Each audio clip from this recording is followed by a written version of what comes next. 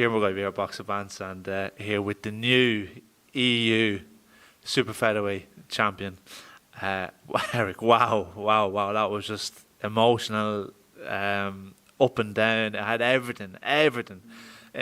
Just like the Bernard Dundays, TG Carter back, and it's given the sport on a professional level on the island that lift it needed. Can you even put into words how you feel? Honestly, I'm a bit speechless now at the moment. I'm overwhelmed.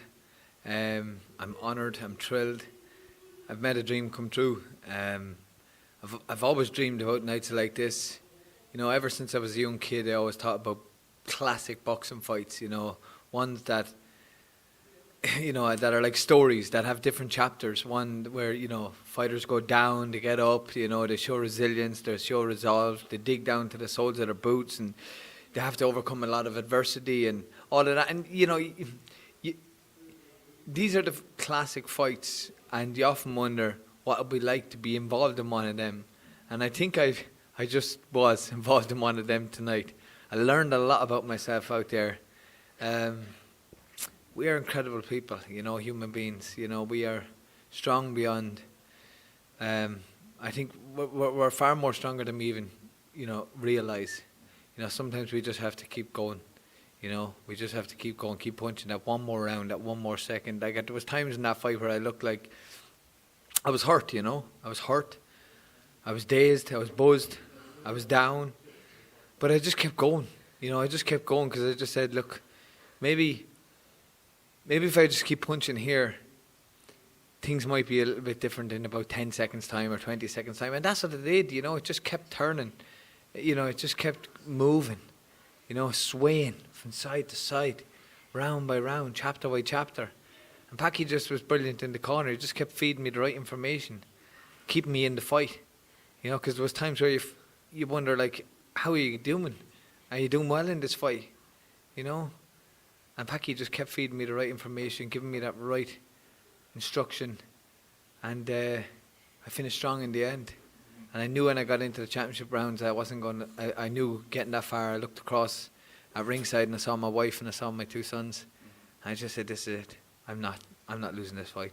I'm winning this fight. If anything, I said, I'm going to distance anyway, and hopefully it's enough. Yeah.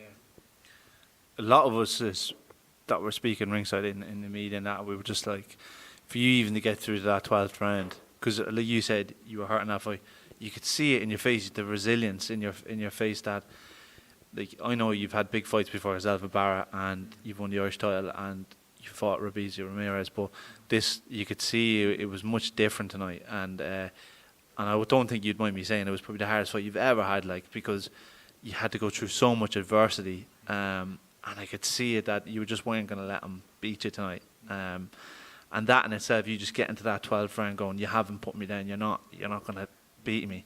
That in itself was really, really inspirational. But did you feel like at times in the fight where he was a younger, fresher lad, and you just had to just count on your training, your preparation, the crowd pushing you on, your family looking at you? Was that really what drove you on? Everything here tonight. The conditions were absolutely perfect. The crowd, the energy was brilliant.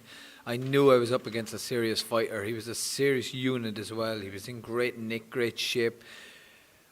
But there was times in the fight where I felt like I broke his heart, even though I was 10 years his senior, and he probably looked at me and saw my last two big fights against Eva and Ramirez and getting knocked out, and he probably thought that he had the power, and he did have the power, to be fair to him, he could really whack, and he probably thought that he could take me out as well. But there's just something inside me, that there's a burning desire to succeed, this reluctance to quit, this just unbelievable tenacity to just fight it out, to keep going.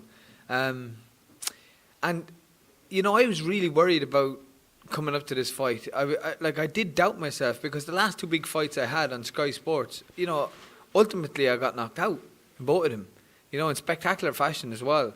And it's not nice. And you do doubt yourself, and you worry, and you question yourself, and you wonder if you're good enough. And then this was the third fight in a row, a big fight for me. And in the back of your mind, you're wondering, it can't happen 3 times in a row, but the fear and the doubt and all these things, these are things that we have to overcome, because courage is not the absence of fear. Courage is the ability to proceed in spite of fear.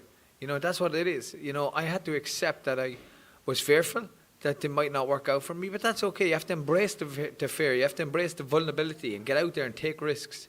And that's what I did. And I just said, look, I have to just get in there and keep working and keep fighting. I knew I trained hard. I pushed myself where people don't see.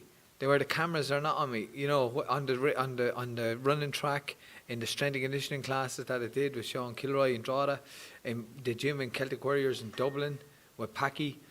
I sparred over in England following Jude Gallagher in the Combat Games. Even over there, I started my training camp way back over there. I was sparring top professionals. You know, I went above and beyond in this training camp to make sure I gave myself every chance.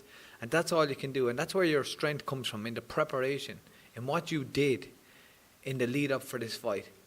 And I just had that resilience. I just had it. I just kept fighting. I just had the fire to keep going. And I don't think anyone was going to beat me today. No one was going to beat me today. Not, you know, and I'm very, very proud. Very proud. Last thing I'd say to you is the great thing about boxing is a place for everyone. And I was standing here only like a few months ago with Graham McCormack, who himself he's in recovery now 6 years, and he was homeless, and he won the Celtic title, and for him was a world title, and for you as well, in recovery. And the journey that you've been on, you've always said from the start, this is about redemption. My professional career is about redemption, and me looking at you now at the fight that you've had, this must be redemption for you now. Like, it is complete. Another redemption. You know, I want to say this to everybody, and I mean it genuinely from the bottom of my heart. I was 25, 26 years old. I lost my spark for life, you know. I lost my kind of love for myself, and there was times where I went to a very dark place, and I thought that I didn't have a purpose in life. And here I am, 10, 11 years later, European champion. You know, if that is not enough to kind of make you want to say, you know, tomorrow's a new day, you know, get a good night's sleep, a good conversation, reach out the hand, ask for help, anything. The power of a day, the power of a week, the power of a month. As my coach often says, you can't stop the world from turning, you know. No matter what you're going through in life, it will pass. Trust me, it will pass. But never, ever, ever stop believing in yourself. And never ever give up on your dreams. Keep working, and you get there. Well, yeah, I can let you enjoy the rest of your night if you can enjoy it and sleep. So thanks very much, and obviously as well, best of luck next couple of weeks when you're expecting the new baby who will be born to your European champion father. Thank you. Feels brave.